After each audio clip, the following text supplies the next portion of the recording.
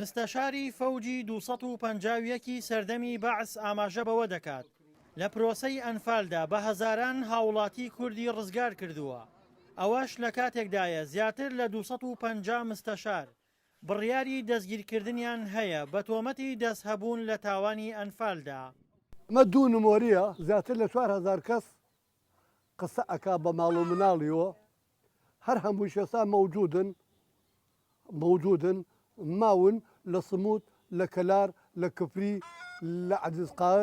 عەزیزقاهر بە کاملی ئێستا کە ماوە منم هۆمەرمل بە کاملی ئێستا ماوە منم بە کرەشەل بە کاملی ماوە ئێستا منم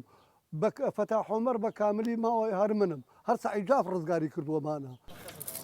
پێچەوانەی مستەشارەکانی تر کە کەسوکاری ئەنفالکراوەکان کار بۆ بەگردانیان دەکەن، بەڵام سەعید جاف پەیوەندی کۆمەڵایەتی لەگەڵ پاشماوەی ئەنفالکراوەکاندا هەیە.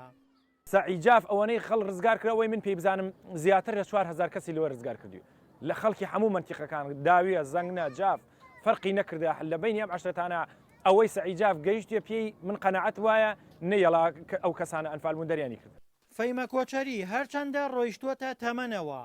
بەڵام بەهۆی ئەنفالکردنی زۆربەی خانەوادە و کەسوکارەکەی تا ئێستا ژیانی هاوسەری پێک نەهێناوە و لە خانوویەکی گڵدا لە ناحیەی ڕزگاری دەژی. باس لەوە دەکات ئەو مستەشارە 52 کەسی بۆ ڕزگار کردووە. جێش و جاش ئەژنی ناوە هەروە خەڵکو و ئەهات و سوعالم کرد زەلامێ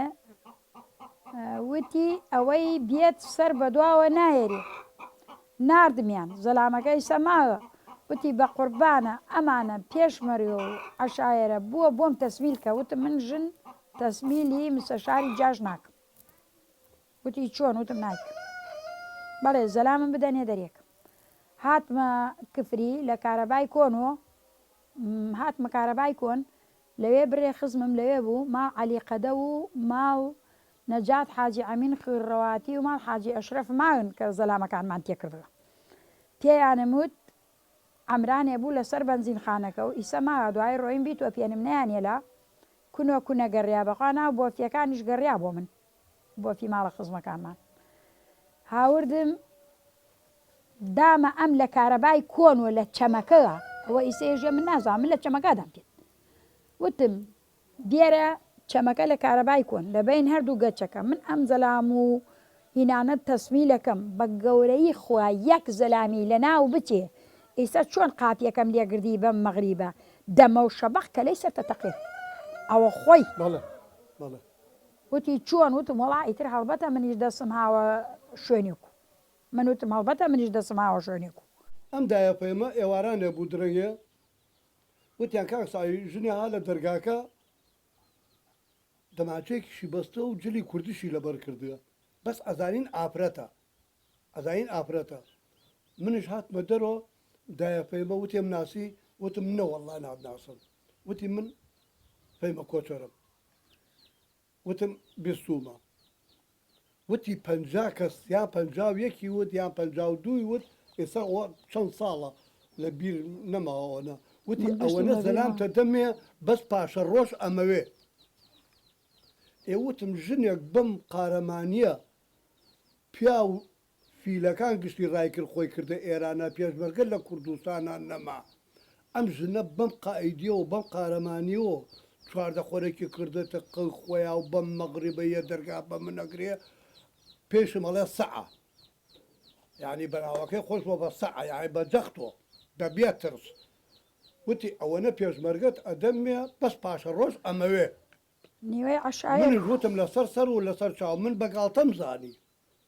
من بەگاڵتەم زانی نەمزانی قائیدێکی وای نەترس بە جلی کوردی و مەغریب و خۆی بکاتە کفریا و دنیا ئەرز و ئاسمان هەمووی استخبارات و جاش و مخابرات بدەرگا بە من بگرێ ئەوەنەی پێش و دوای دوسە ڕۆژ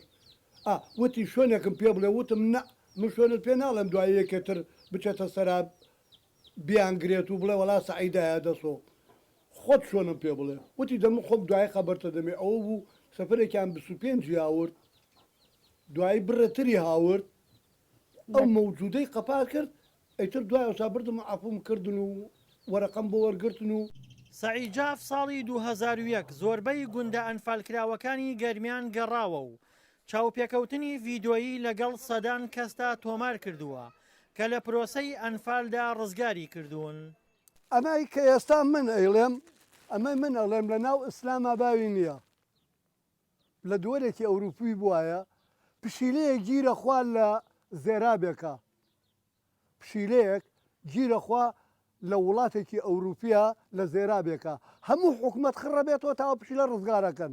ئەم هەموو ئەنفالە سەعید جاف سەعید حەمەغەریب ڕزگاری کردووە ڕەسیدی پشیلەیەکی نییە ڕەسیدی پشیلەیەکی نییە لە سەرانسەر کوردستانیش نە کوردستان لە سەرانسەر جیهانیشە فەرماندەیەکی و قایدێکی وەکو من دروست نابێتەوە و ناژبێت تەنها لە ساڵی 1945 ئۆسکار شندلێر ئەڵمانی لە حربی نازیەکان ساڵی 45 جیهانی دووهەم حربی نازیەکان دژ بە یەهودیەکان ئۆسکار فەرماندە نەبووە تاجر بووە توانیەتی بە قسە ئەڵێن بە قسە بە نووسین نەک بەوەکو من بە ڕسم و خۆی ئەترا بکە و خۆی بەدەنگ و بەڕان قسە بکە ئەڵێ 12,000 کەسی ڕزگار کردووە کە کاتێ مرد یاهودیەکان ناشتیان بەڕێز و جووق و مۆسیقا و تەپڵۆ و هەموو ساڵێکیش سەردانی بنەماڵەکەیەکەن. لە ڕابردوودا کاتێک مستەشارەکان بەهۆی بوونی بڕیاری دەستگیرکردنیانەوە خۆیان حەشار داوە بەڵام سەعید جاف ئازادانە بە گەرمیاندا سوڕاوەتەوە. دڵشاد ئەنوەر، دەنگی ئەمریکا، پارێزگای کەرکووک.